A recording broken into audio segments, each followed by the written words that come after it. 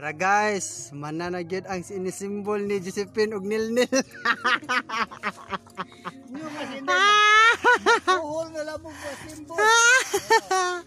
So kita mana gyud guys. Lahi po siya nga style guys. Oh guys, lahi siya nga style nga tent guys. Nindot siya nga tent guys. Labi na nagbuhat guys. Kogyan ka guys oh.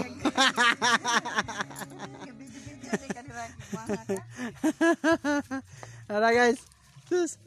Na siya inner, na pag siya outer. Outer mo ni mo kuan sa mga uwan sagang-sagang. Dili malupad oy. Dili malupad kana na straw na pagipisi.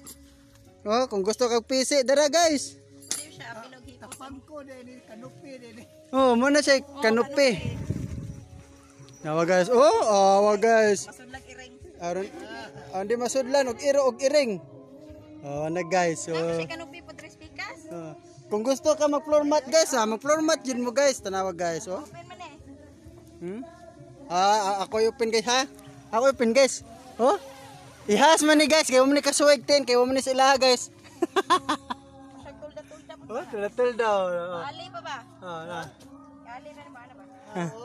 Gusto mo magkuag kahoy. Kahoy na pod. Pwede na po. Dili. Magputol tag kahoy. Oh. Yung purpose dyan na. Guys. Di na barog na. Lahi po siya nga klase nga tent. Oh. Ikis iyang ko naligi pero lahi po siya nga klase. Guys. Nindota guys ay. Tara. Ya kanite. Paliw kong apil vlogan ni ha. Banta lagi karon. Apil ginig vlog.